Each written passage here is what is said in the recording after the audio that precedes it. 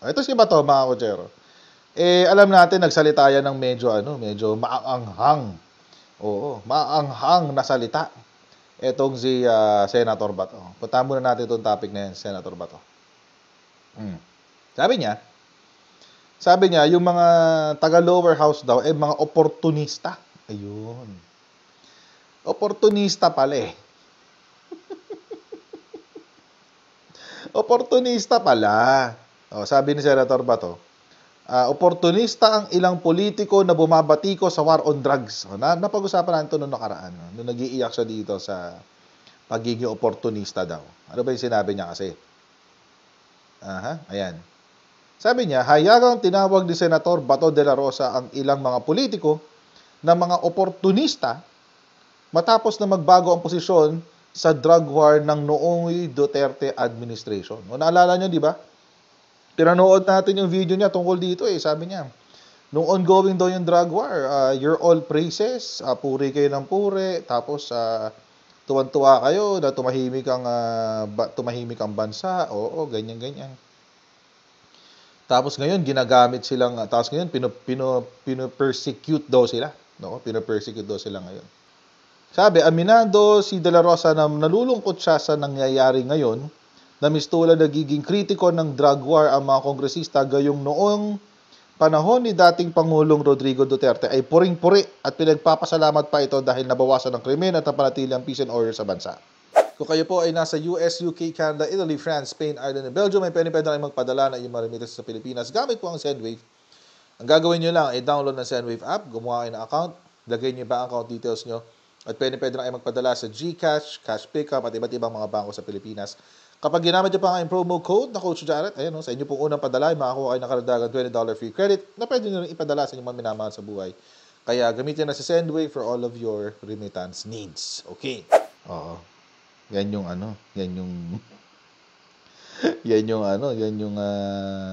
sinasabi ni Bato de la Rosa nung nakaraan.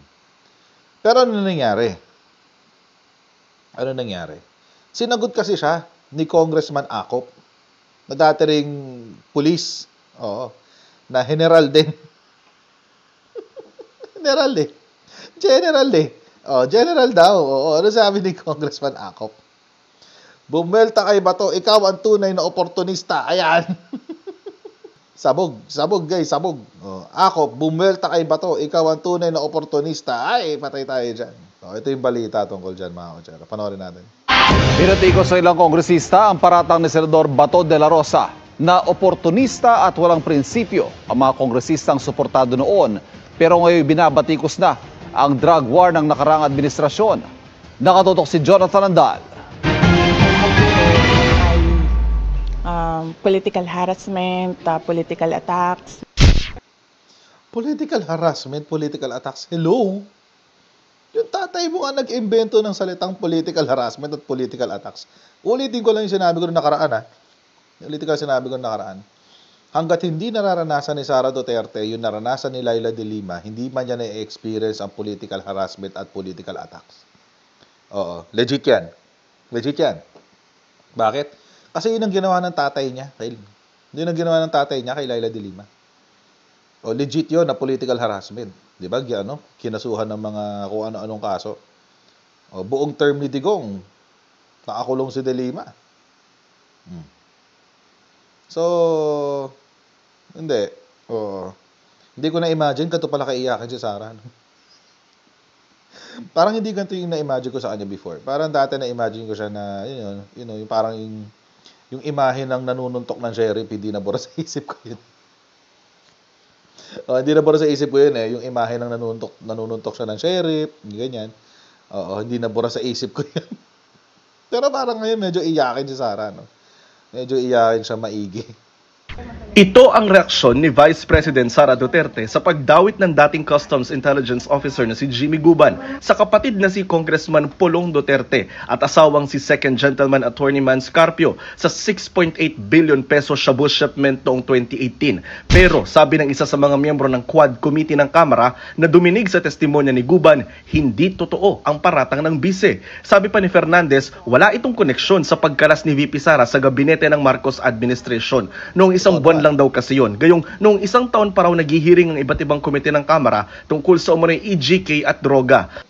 Walang political harassment dito. If ever nagtutugma-tugma yung mga ebidensya at iisa yung pinatutunguhan ng aming investigasyon, hindi namin po kasalanan yon. Ang pagtawag naman ni Senator Bato de la Rosa na oportunista at walang prinsipyo sa mga kongresistang panaypuri noon sa drug war ng Administrasyon Duterte, pero ngayon bumabatikos na, tinapatan ni Antipolo Representative Romeo Acop na dati ring Police General. Si Bato aniya ang totoong oportunista na ginamit daw ang koneksyon kay dating Pangulong Rodrigo Duterte para maging PNP chief at senador. Tinawag din niyang tuta ni Duterte si Bato na mas nakatuon daw sa kanyang karera sa politika kaysa hustisya. Sinusubukan pa namin kunan ng pahayag si Senador Bato kaugnay nito pero hindi pa siya sumasagot. Nauna nang sinabi ni VP Sara na inaasahan na raw niya ang impeachment case na unang lumutang ng banggitin ito ni Atty. Harry Roque. Sabi ni Roque na nalaman daw niya ito mula sa mga kongresista. Pero sabi ni Fernandez, Ako, I haven't heard any, no? Pag pumapasok po ako sa Kongreso at nagtatrabaho po kami, wala naman po kami nadidinig na impeachment. para sa GMA Integrated News, Jonathan Andal, nakatutok, 24 oras. Yun. Kasi mga konsyero, kung meron mang impeachment talaga, ang unang makakarinig niyan, syempre, yung Ethics Committee. Yung Ethics Committee ng ating Kongreso. Ethics Committee, sorry. Committee on Justice. Committee on Justice. Kasi doon sinasubmit yung mga impeachment complaints. So, kung meron man, dapat malalaman nyo ng mga kongresista. Kaso mukhang wala yata talaga nag-iimbento lang na naman ng intriga to si Atty. Harry Roque. Diversionary tactics yun para hindi pag-usapan yung involvement niya sa Pogo. Speaking of Pogo, mamaya pag-usapan natin yung Pogo. Pero, again, going back sa ating topic. So, ayun nga, nagsalita si Kong Acop. Binweltahan niya si Bato de la Rosa. Sabi yung mga sinabi niya. Ito yung mga sinabi niya If anyone is the real opportunist, it's Senator Bato de la Rosa. Who shameless mga kotsero. Shameless. Ano yung sabihin ng shameless sa Tagalog? Walang hiya. Yun ang shameless sa Tagalog, guys. Grabe to. Ang bibigat naman ng mga binitawang salita ni Kong Acop. Walang hiya. Who shamelessly used his ties. Walang hiyang ginamit ang kanyang koneksyon sa dating presidente. Ay, my goodness. Shameless. Walang hiya. Leading a bloody drug war that targeted the powerless while shielding the powerful. Uy! Mukhang may Mukhang may patama to dun kay Michael Yang. Tsaka kay Alan ba yun? O Peter Lim? Alan Lim yata yun. Alan Lim, yun yata yun. Alan Lim. Mukhang may ganun direksyon yung patama ni Congressman Acop. Kasi yun yung lumabas sa investigation, di ba? Yun yung testimonya ni Asierto Yun yung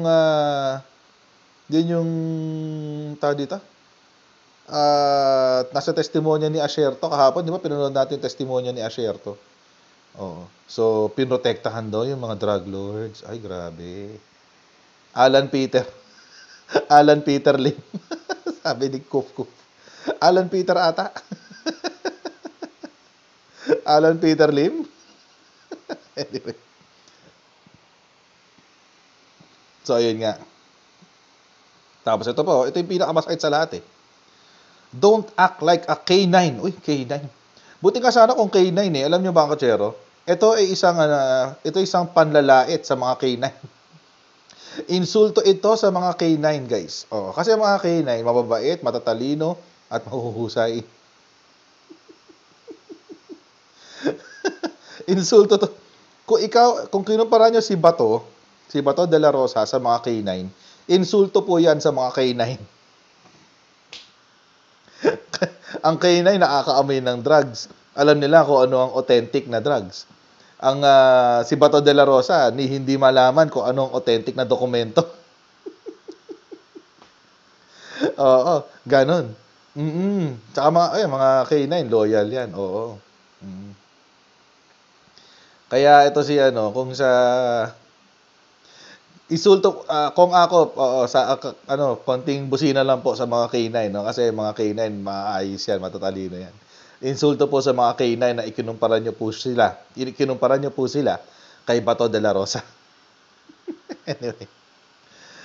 Don't act like a K9 of the previous administration. Prioritize the country's interests and general welfare of the people. Yun ang sinabi niya.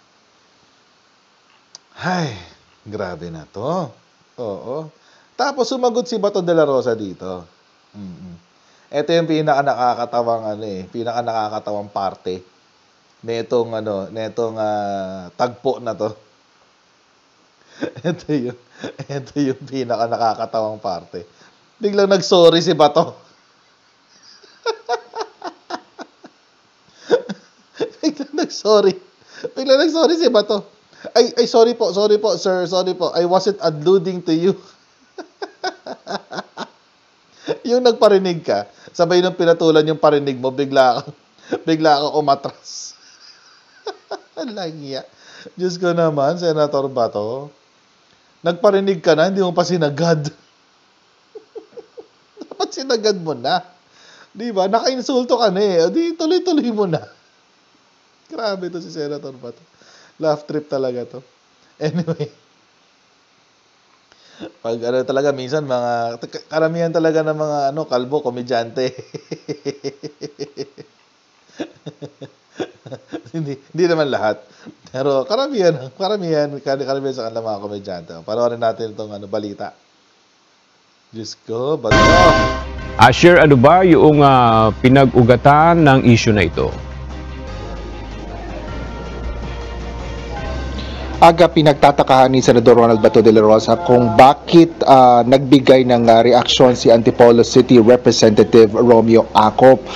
Nilinaw ng Senador na ang iba niyang kasamahan sa House of Representatives ang tinutukoy niyang oportunista mula doon sa kanyang nauna ng pahayag noong Biyernes, August 16.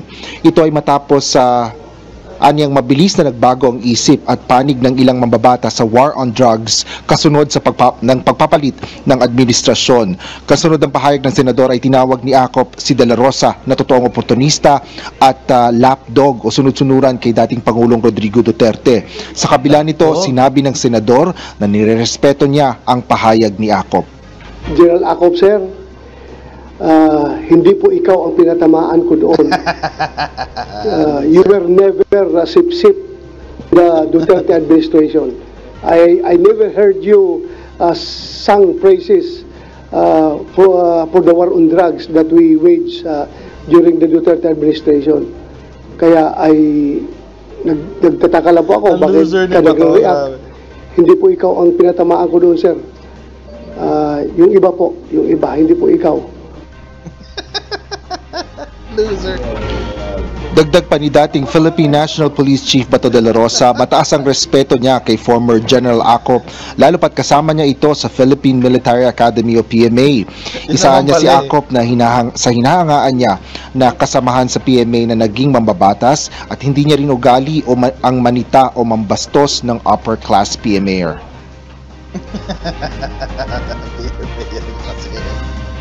Kaya po, sorry kung nahagip ka doon sa sinabi ko. I did not intend to mean it na ikaw yun.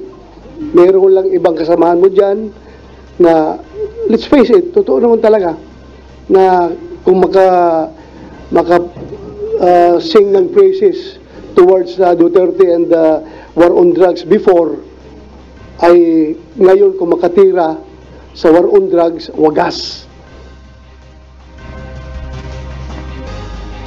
Aga plano rin ni Senador De La Rosa na kausaping direkta si Congressman Romeo Acop upang linawin ang kanyang pahayag laban nga sa ilang kongresista. Yung unang latest, balik sa iyo, Aga.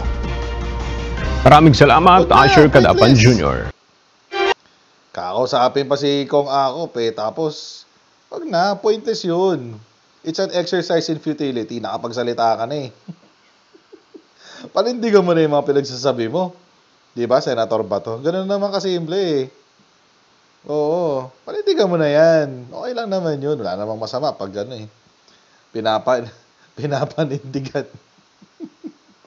Kasi alam nyo mga kutsero, Ito yung sinasabi ko kanina na ang hilig-hilig nila sa mga pari-parinig, ganyan, sa mga pailalim na tira. Alam niyo mga kotsero, kung nag-iisip lang ng konti si Senator Bato de la Rosa, maiisip niya na si Kong Acop ay kasama dun sa Quad Committee na nag-iimbestiga ng war on drugs. Diba? Quad Committee yan eh. 4 na committee yan. Oo. So, automatic kasama dun si Kong Acop.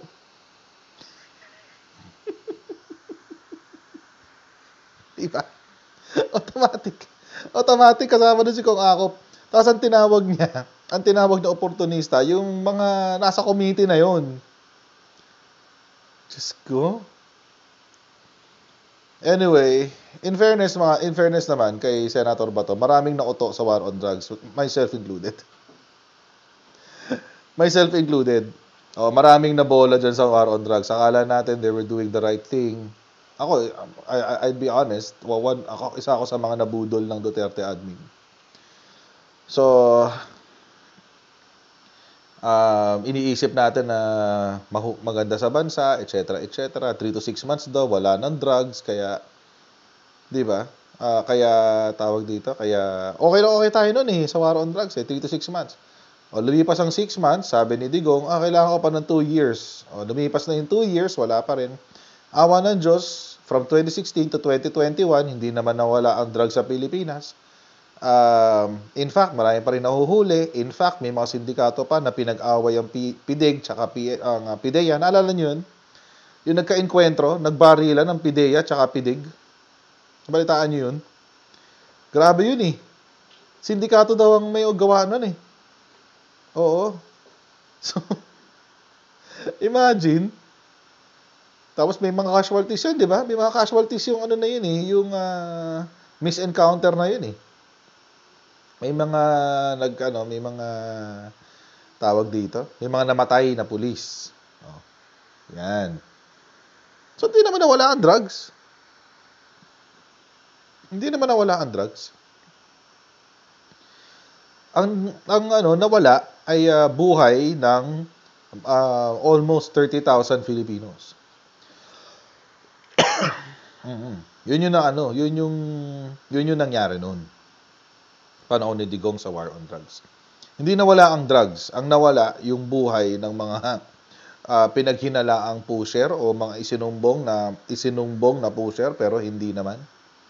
Pero yung mga drug lord tulad ni Peter Lim, nawawala, nakatakas.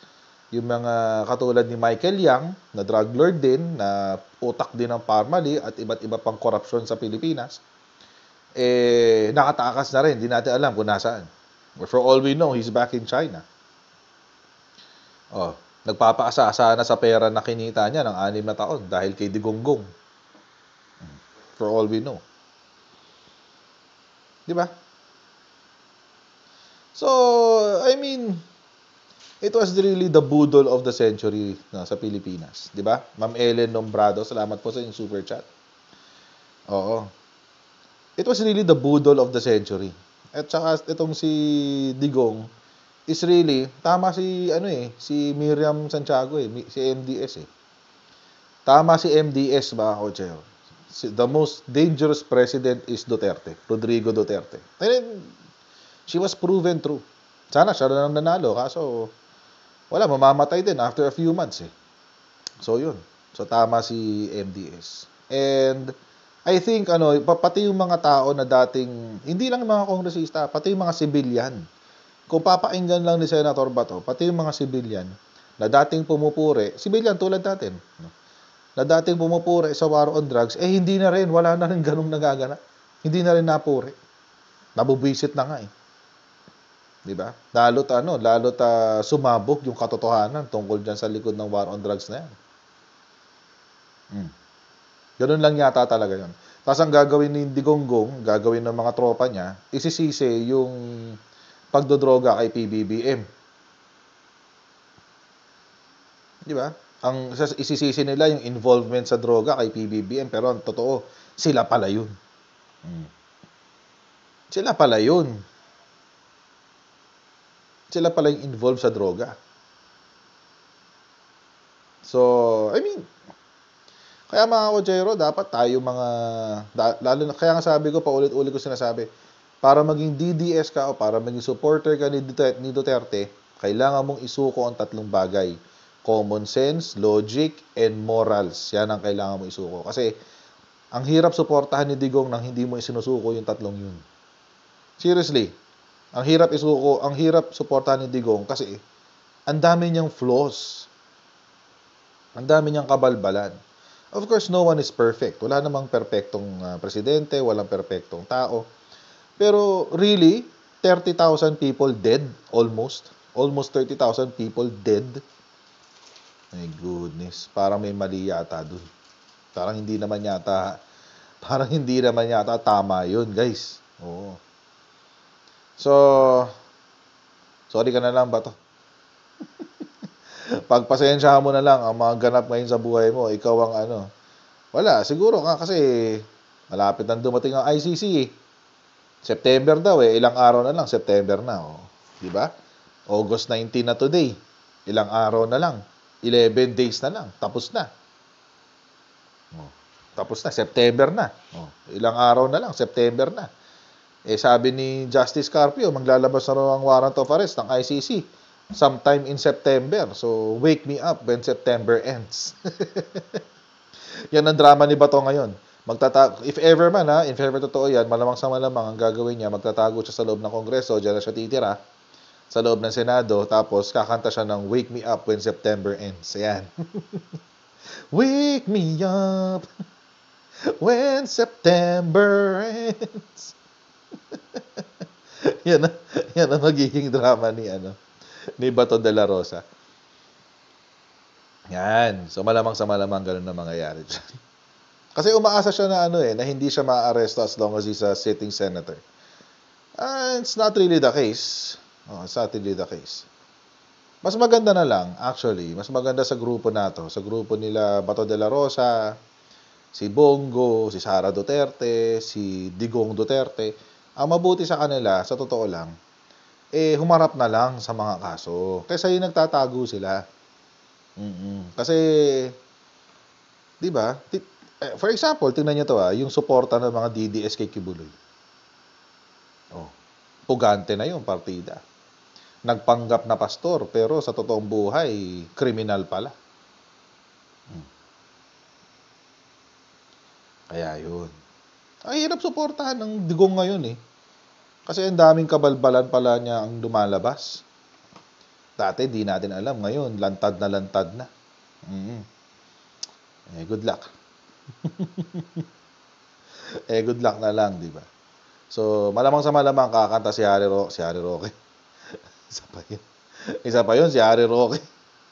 Anyway, malamang sa malamang kakanta yan si Bato de la Rosa ng Wake Me Up When September Ends. Yan. So, yan po mga kutsero. Maraming po salamat sa inyong patuloy na pagsuporta sa ating channel. Huwag niyo pong kalimutan mag-subscribe sa Coach Jared YouTube channel na see all of you in our next live stream. Bye everyone. See you again next time. Bye!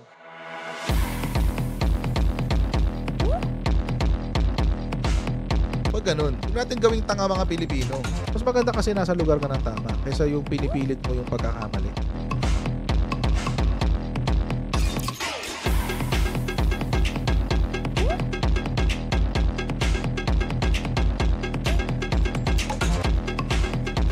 Are they willing to go that far? Hindi makakalimutan ng Pilipino yan hanggat di nasasagot niya.